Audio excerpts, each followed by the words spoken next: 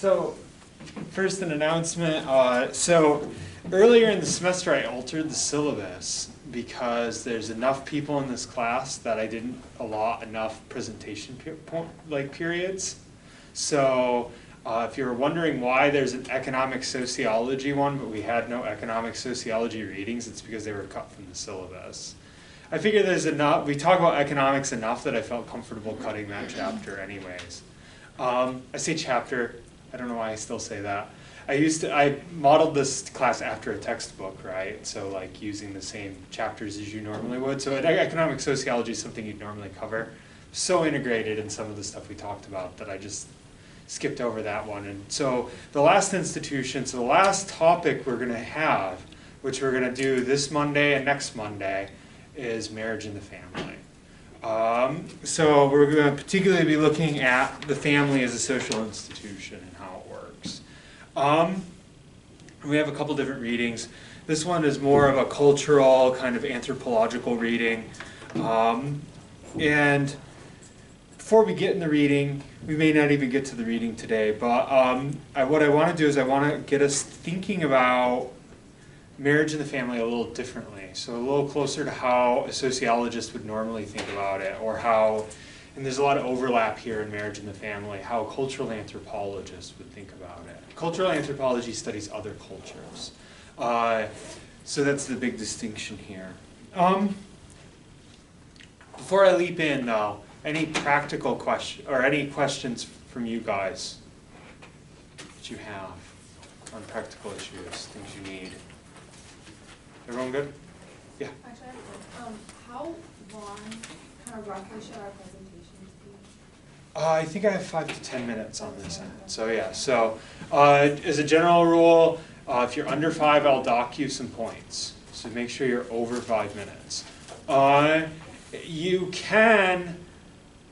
You don't lose points for going over 10, you just get cut off. So, so that means that, yeah, if you run over 10 minutes, the timekeeper, whoever that timekeeper will be, I'll usually pull a volunteer so I can write better notes to give better feedback. We'll cut you off. And that'll be a volunteer.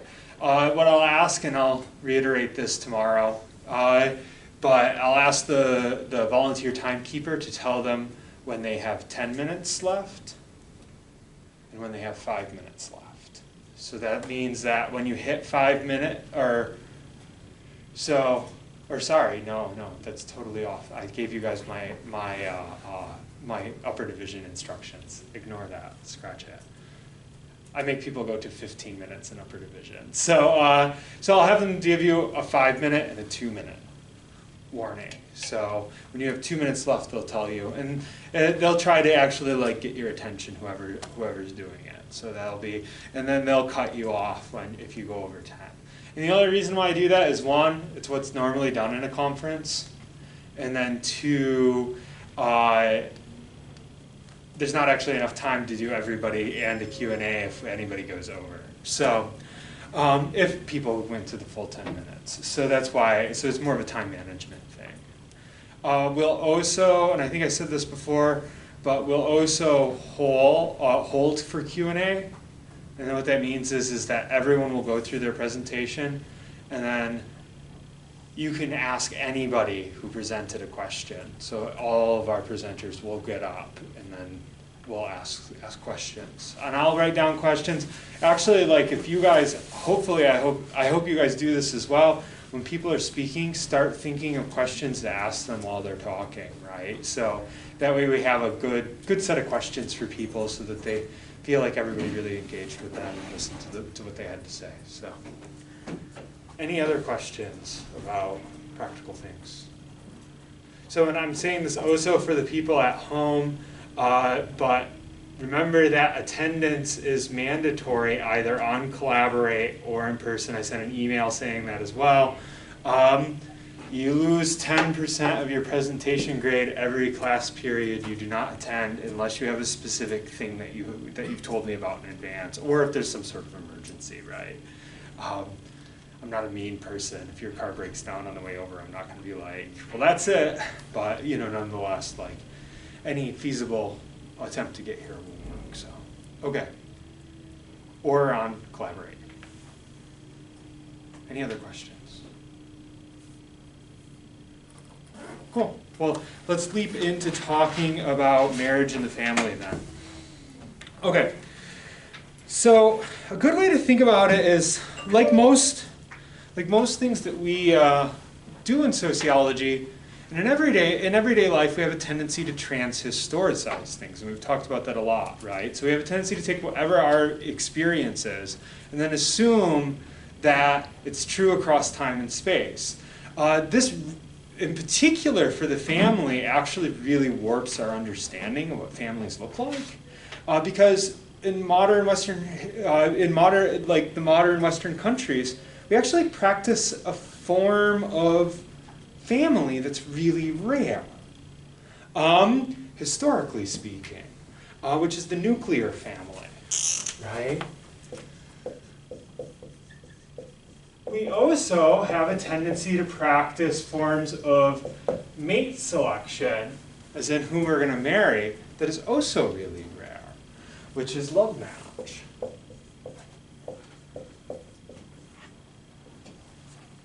So we're going to look at, in various different ways, the ways in which family for human beings is, on the one hand, fluid, meaning that there's very different ways of envisioning family and having families. But on the other hand, is not open. So like there's a difference between saying that human behavior is fluid, but almost in almost all societies, what constitutes a family and how families work is something that's heavily regulated by tradition and religion. So, so there's vast differences, right? But those differences, it's not like people get to pick from that. Which we kind of talked about, is very similar to how we talked about gender, right? So when we talked about gender, gender constructs are fluid within societies, as in different societies practice them very differently. But they're not usually open. And in fact, like in modern Western societies, we have more open gendered practices than what most societies would have. And the same thing sort of parallels with family. So we're just going to get into some different ways that people either the different forms that families take. And the first one we're going to look at is what form marriage takes. That's going to link back in with our article, so the terms that we're going to use when we get back to our article, either today or in our next class, we'll bring that back up. Next class is in next month right now, not during presentations. Okay, so there's different. Does anybody know what kind of marriages we have in terms of? Okay, so there's a difference in the number of people that can be involved in a marriage. This is a big difference in a society. So, number of people. How many people are involved, and this is a bit of a trick question, in a marriage in the United States? What kind of marriage practice do we have in terms of the number of people?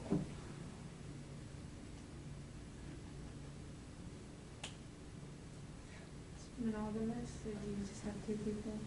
So we have a tendency to have marriages built around two people, which is monogamy, right? Now, we don't practice a pure form of monogamy. Can people have more than one spouse in the United States? I see a couple nods. Anybody want to weigh in on that? What they're thinking? Well, you can get divorced and get remarried. Yeah, and this is what's called serial monogamy.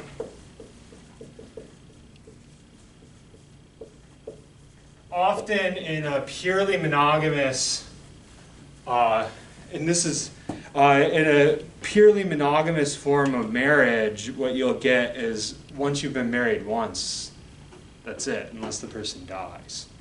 So in some societies you can get a divorce, but you can't necessarily get married again, right? In the United States, we have a tendency to move between. Most of you will have more than one, and I'm not just speaking statistically, so don't take this prescriptive, but even being religious, right, most of you will have more than one intimate partner in your lifetime, right?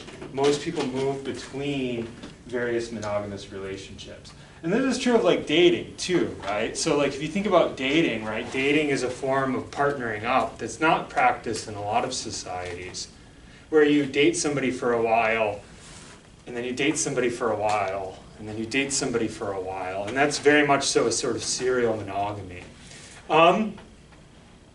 It is usually not considered okay in our society to have a serious relationship with multiple people at once, even within dating, right? So it's not like you have somebody that you're dating very seriously and then you start dating somebody else just to see, right? That's generally pretty frowned upon within our society. So we practice serial monogamy, not full monogamy. Okay, so what other options do we have? What other ways do societies arrange their marriages? What else can you do? Do all societies revolve around having one person married to one person? What are some of the other arrangements?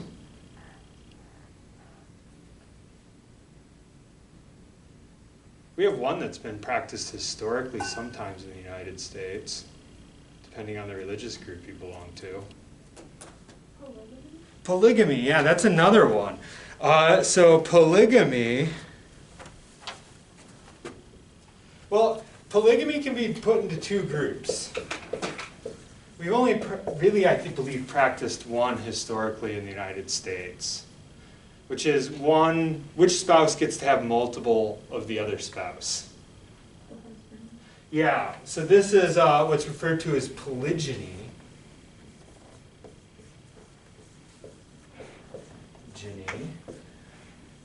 Where you have multiple male partners, or one male partner, but multiple female partners.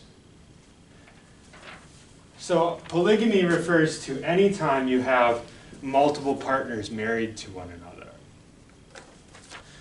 But polygyny is the practice of specifically, what is another option you could have? This is anthropologically speaking a little less common, but it does happen. One woman. What's that? I said one woman, multiple. Yeah, and so that's called polyandry. So sometimes in a society, people will practice polyandry, which is where you have multiple males and one female. So you have multiple husbands.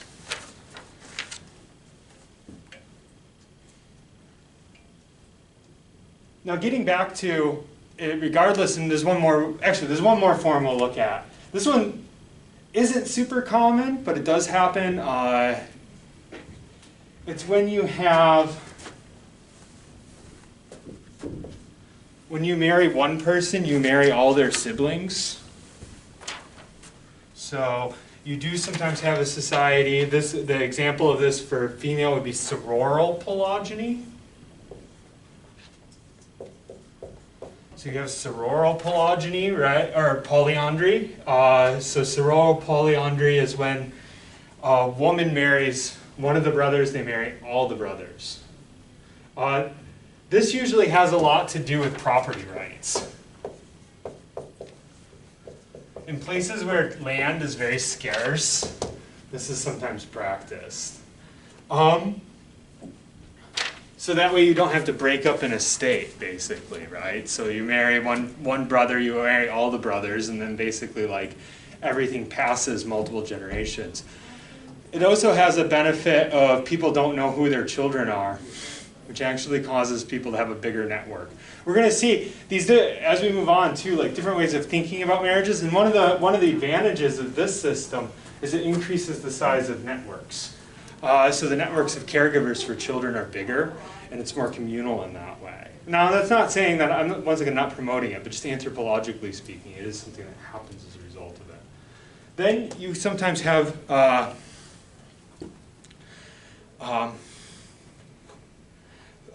fraternal. Oh, sorry, I flipped these. This one's fraternal. You're going to have to change your notes, sorry. This one's fraternal. That makes more sense. This one's sororal. So sororal. When you have sororal, it's when you marry one woman, you marry all of her siblings, right? All of her female siblings. So these are basically like all the ways in which marriage is practiced, has been at least documented practice throughout societies. You do not have, even though there's a lot of mythos about this, particularly amongst like early colonists claiming that this was practiced, you don't have societies where everything is completely open. You do have societies differ in the degree to which you can end relationships and start them up again. And also sexual rights differ from one society to another. So like one of the classic examples is Inuits, like people can give permission for people to sleep with their spouses, and that's considered fairly socially acceptable back when Inuits were an independent culture. Now they're sort of, absorbed into Western culture. But before, right, that was something very common.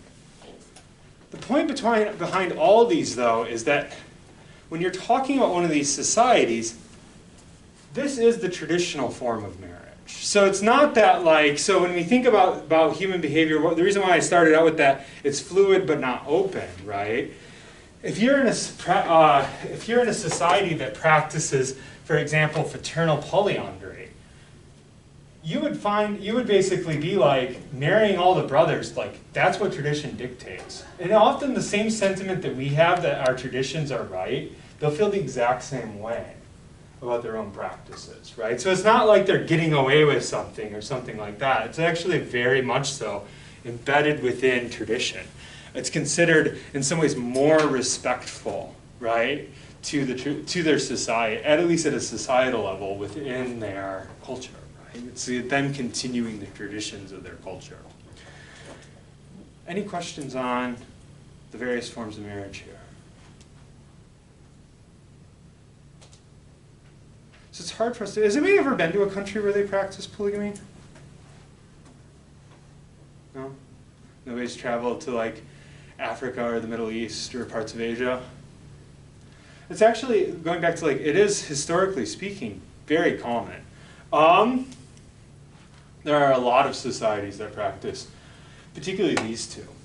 When I lived in Senegal, Muslims have a tendency to practice polygamy, so it's pretty common as well. We don't normally hear that when we hear people talking about Islam, but in Islam you're allowed to have, I believe it's up to 4 wives. And usually also too, these become very much so markers of, and our article kind of talks about this a little bit, these become sort of markers of wealth. Right? So not everyone in a society will usually have multiple spouses, but if you can afford, because it's expensive to have spouses and it's expensive to have children, right? And that expensive is in it costs a lot of resources. But within a society, if you're capable of having those resources, it allows you to expand your family network, which is we're going to see is really important for expanding power in some cultures, right? So this is actually kind of like a way of increasing your influence in your community by increasing the number of offspring that you have. And that's usually how people think about it. There's one other thing to understand too, is when we think of, and I think this is partially because, in America, what was the one religious group that had a tendency to practice polygamy at one time? Mormons. Yeah, Mormons, before they became the Church of Jesus Christ of Latter-day Saints, practiced polygamy. And I think our perception of what polygamy is like is kind of skewed by that, because in Mormon culture, is there one wife that's supposed to be dominant over the rest? No, they're supposed to be sort of equal. They'll refer to them as sister wives, right? They're supposed to have somewhat of an equal relationship. That's very different than how polygamy is often practiced. Usually how it's practiced is you have one couple that serve as sort of the central couple of the family, and then in some cultures even both spouses then select the next spouse, and then essentially they become sort of like lower level spouses. And they have different duties, right, defined by their position within the family. And also different rights.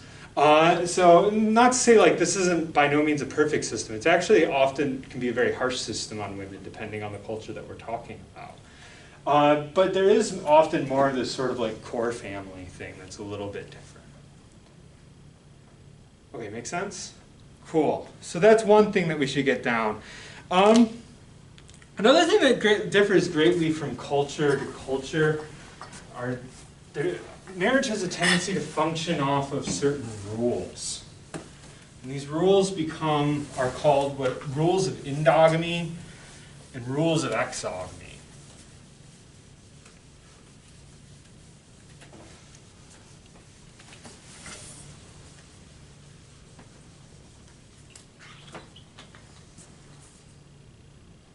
Is this all new stuff to people, by and large, or is this kind of things that you guys are already pretty aware of? I'm just curious. So, okay.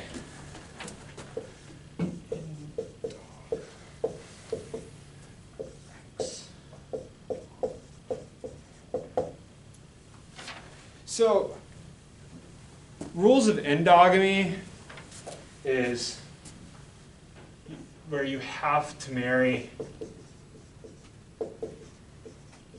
the rules that you have to marry within, right? In other words, how close do you have to get? Rules of exogamy are groups that you have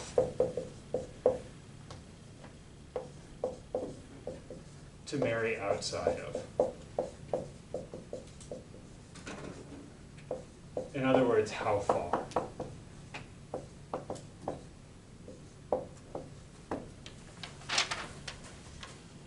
So who aren't we allowed to marry in the United States?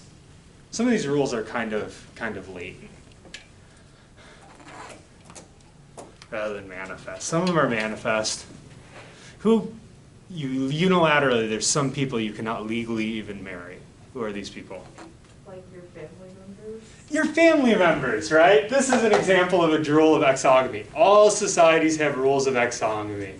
There's usually there's some weird exceptions amongst like particularly like ruling elites in countries in history, but they're exceptions, right? There's certain people that you're almost never allowed to marry, which is your parents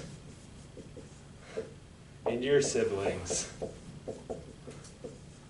You're not allowed to marry your sister, your brother, or your parents or grandparents.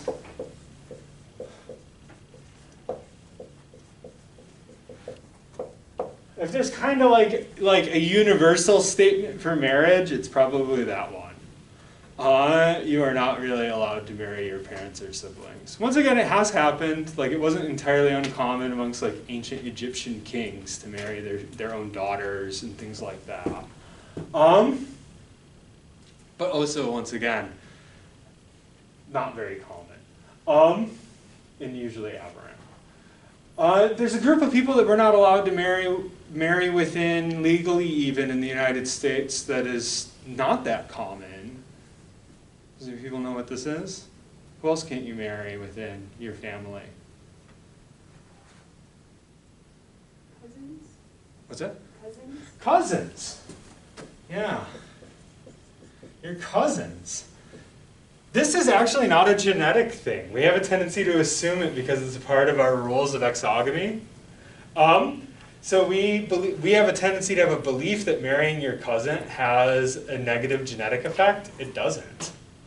And in fact, there's societies where this is encouraged, where they practice cross-cousin marriage.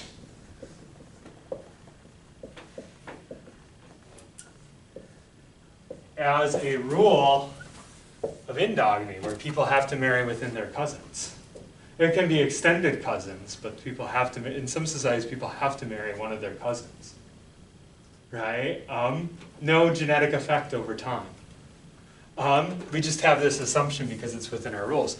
Now, granted, because they were raised in this, like the idea of sleeping with your cousin is grody, right? Like, you can't get outside of it because you're enculturated into it. But it is, in terms of rules of exogamy, it's not actually super common. As we'll see, like, and it depends on what kind, like whether the society's trying to make allegiances outside of their marriages or whether they're trying to make allegiances within their society. And usually if they're trying to cement within, that's when they practice cross-cousin marriages. So actually super common. Okay, who aren't we allowed to marry? Or who do we have to marry within often? Another way to put this, who would your parents be mad if you brought home? Right? This probably differs from which family, like what kind of culture your family belongs to within the United States, right? But often people will be upset if people switch between social class, right? We often talk about this as people, and this is our phrase often, not being good enough for people, right? That's often what we're in, like latently kind of meaning from that, right? So that would be a sort of latent rule of endogamy. People have a tendency to marry within their own social classes, and if they don't, their parents have a tendency to be unhappy with it. Still to this day, in some parts of the United States, among some families, race becomes a rule of endogamy, right? So those are, rules of endogamy are like you have to marry within your own group. So in this case, it would be within your own social class or within your own race.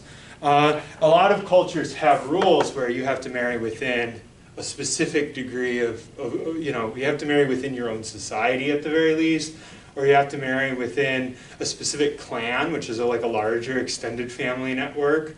You have to marry, right? And so sometimes this is also like, you may have to marry somebody from a different group outside, which would also be an endogamy, right? A rule of endogamy. Does it make sense? So how far away do you have to get versus how close you have to get? All societies have these, but they're not all the same.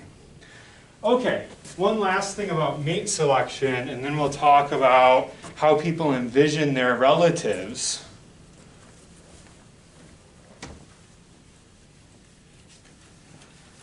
And then we'll get into some historicization of all this.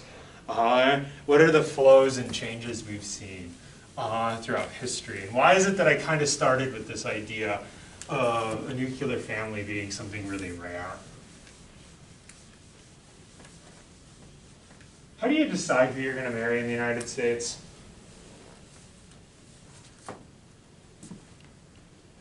What determines who we marry? What's our ritual?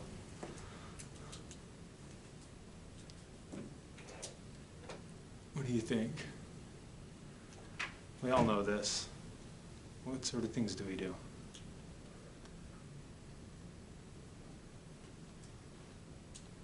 Anybody here actively engaged in some point of a mate selection ritual? I know it sounds funny to talk about it that way, but well, what is it? What do you do? You date somebody for a little while, and if they propose, and you get married. Yeah, you date for a while.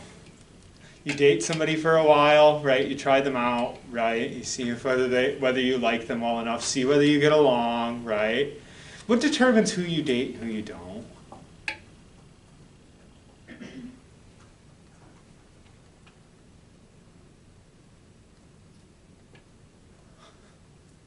What drives who we date, usually? Like being attracted to them and like you enjoy spending time with them, that kind of stuff. Yeah. So essentially, this is referred to as a love match marriage. Or love match mate selection.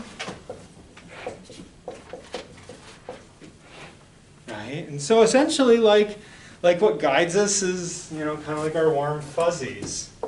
It's our feelings. Our feelings determine who we date, who we don't date, who we marry, who we don't marry. And yeah, so you go through that, and that's essentially how you find your partner. Does anybody know how most societies find partners? because this is pretty rare.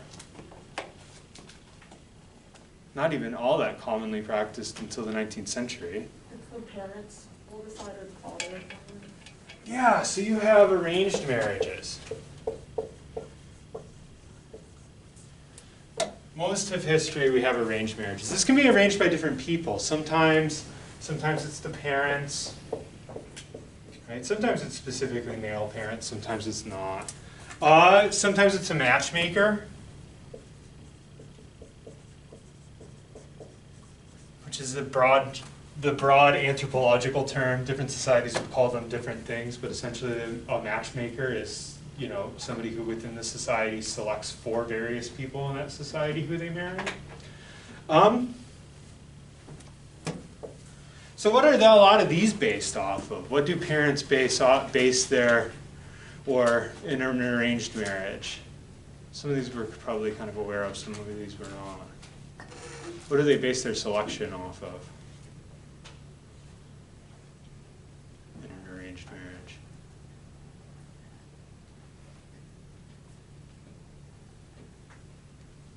Class, like social class? So they're going to base it off of specific, rules of endogamy. So it could be things like you marry within your own, like they're obviously probably going to try to marry you well, right? What else do certain people? If we could start with, and for smaller societies, this is also important. But if we think about how is it that before love match marriages, the ruling class of society determined who their children were going to marry? What was going to determine that? What sort of thing? Anybody here ever watch any movies that are supposed to take place in the 19th century? Or even Disney movies. This is common motif in Disney movies, arranged marriages, right?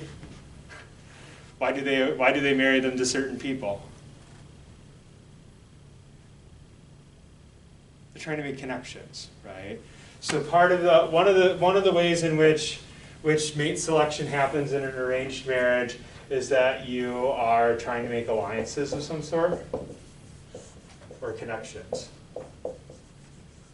You're joining families, right? So that's something that's very common in arranged marriages.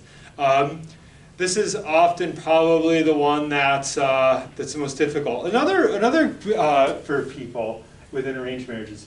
There's another one that's actually really common, and to think about why. There's a difference. Who do we live with when we get married? Usually in the United States. Who's involved in our household once we're married? Your spouse. Anybody else? Children, if you have them. Children when you have them, if you have them, right? Do you move in with your parents? Do you move in with your brothers and sisters? Do you move in with your brother and sister's spouses? Do you move in with their children? Do you move in with your aunt and uncles? See, in different societies, that's very common. So often arranged marriages are made on the basis of, basically in a lot of ways, the needs of the entire family.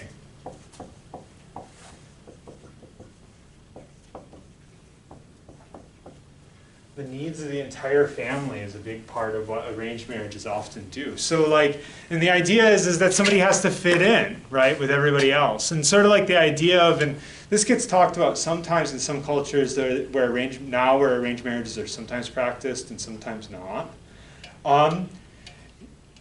They will often talk about how it's unfair to other members of the household to have a love match marriage, right? It's sort of often a justification. So the needs of the entire family are often something that's taken into consideration.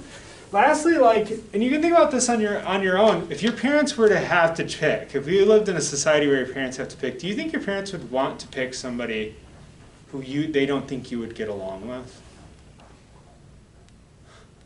Do you think that, thinking of your own parents, would that be that?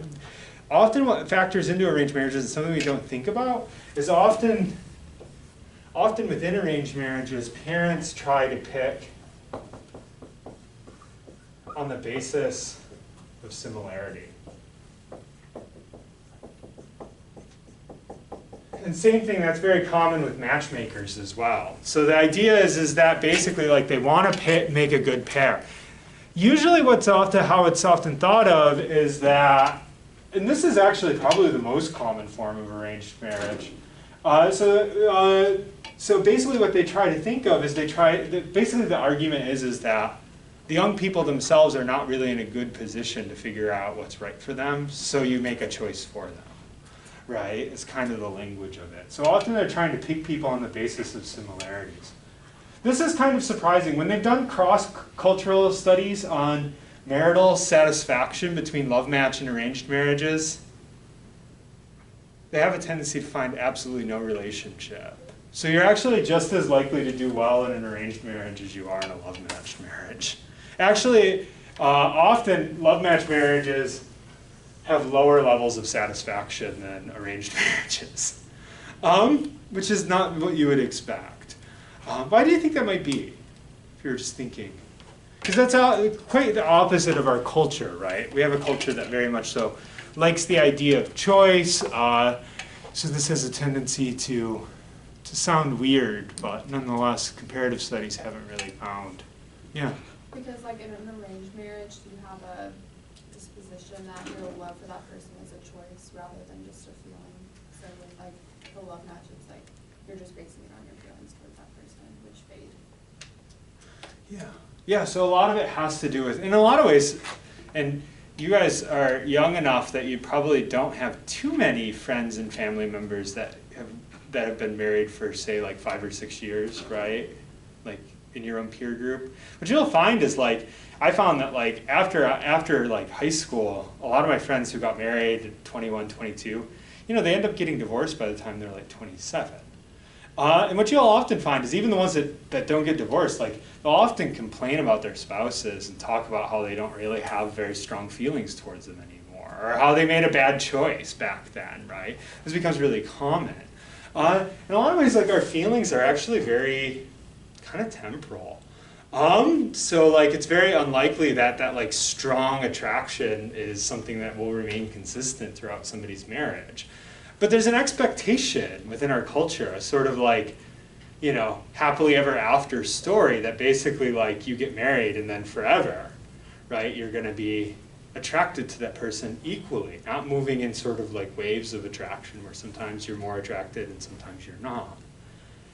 So the expectation is very high that those feelings will maintain. They have a tendency not to, which creates a lot of marital dissatisfaction amongst people who practice love match marriages. Yeah. So and the idea of an arranged marriage is often this language of feelings grow through intimacy, right? So the longer you're with somebody, the more you'll have feelings for them. Is a very common language for arranged marriages. So yeah, so and often like even though we think of it on the basis as if we were basing our relationships on similarities, a lot of times culturally, like especially if you watch like romance movies or something like that, right? The narrative that we give people is more one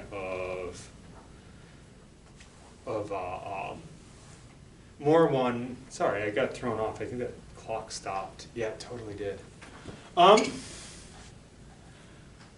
It's more one in which it's more that sort of immediate attraction that actually determines mate selection. Okay, any questions about love match and arranged marriages? Okay, so next thing, I'm going to talk about this just real briefly so we can get the last point in still. Okay, so who you're related to often changes from one society to another. And what I mean by that is are we related to people in our parents' family, our mother's families, or our father's families? Who are we related to in this scenario? Both. Do you guys know this? Is that true of all societies? No, a lot of societies there's some more like complicated relationships, but in a lot of societies you're not related to all of your relatives as we would normally define them. So in a lot of societies you only draw either up the female line, something called matrilineal descent, or up the male line, which is called patrilineal descent. So how this would work is, anthropologists used to have an obsession with drawing kinship charts. In fact, like there's kind of a joke that anthropology used to refer to itself jokingly as kinshipology sometimes, because it almost seemed like kinship was the most important thing to understand. And so these charts often had 0, O is female, and triangle is male. So if you were to have, you know, somebody and then they have children, we'll do a triangle, circle, triangle. And then these people have children, maybe another one, right? It's there. Okay, so if you're talking about, and this person's going to marry somebody else, since they have children. So if you're talking about a matrilineal system of descent, you will only be married to your grandparents through your mothers and your uncles. You will not sometimes be married to your father, sometimes not. Or not, sorry, not married. You might be related to your father, sometimes you won't. So in some societies, your closest male relative in a matrilineal descent would be your uncle. And that's actually the person that you'd be able to take the most liberties with in terms of like getting resources from them, but also what you'd owe the most to out of any male relative in terms of time, etc., would be your uncle. This is not uncommon, right? Patrilineal is the reverse. So if we were to do a patrilineal system of descent, you would draw through, well actually, so let's say here, we'll get rid of our circles. You would be married to, and let's say this person has some siblings. This is their parents. So in this system, you would be married to, or not, sorry, I got stuck on marriage. You'd be related to your father, maybe your mother, maybe not. You would not be related to your mother's sister. You would not be related to your mother's brother. You would not be related to your mother's parents. You would be related to any relatives on the male side of your family. So that's really how it works. So sometimes you're related to the female, sometimes you're related to the male. So just to show, right, like very different conceptions of who you are and are not related to. These become more important in other societies. And this kind of gets us rounded back to one of the major differences between our own society and others is that our most important relationship is only with our nuclear family. Who's in a nuclear family? This is also kind of connected to these the discussion of arranged marriages too. Who's in your nuclear family? Who are your closest relatives in our society? Your parents and your siblings, right? That's a nuclear family. In our society, that's your paramount family. Anything further out than that is considered less of a relative, right? In a lot of societies, that's not really how it works. So instead, people live in extended family networks. Right? And these extended family networks, they can go way beyond anything that like you would normally envision as being your relatives. So like, you guys probably, does anybody here know that some of their extended family? Like how far out does your family go? Does anybody go like out into like their cousins and stuff like that and know them? Yeah, so especially with some larger families, you'll get that, right? But you'll talk about like you in a lot of societies, because the political system is tied in with that, you will know your cousins off that you haven't had a close relative to in 200 years, and you'll still recognize them as relatives. So it's not very common it's not very uncommon to have these sort of massive, you can get a little bit of that like if you like read the Old Testament of the Bible and like the genealogy being drawn back, that's not uncommon. A lot of societies draw massive genealogies to understand who they're related to because it's so important within their system. Okay. We only have 3 minutes left. So I think that what we'll do, I want to talk about one more idea next Monday. So the last thing I'm going to talk about is I want us to historicize when the nuclear family occurs. And what we, like in a lot of ways, we talk a lot about the decline of the family today. But that process of a declining family actually has a lot older history that has to do with the family losing, basically. It goes back hundreds of years. And so like it's worth taking a moment to pause and see what that looks like on a larger scale and how different that is than the way we normally talk about it. Okay, have a good day. Remember presentations on Wednesday. So.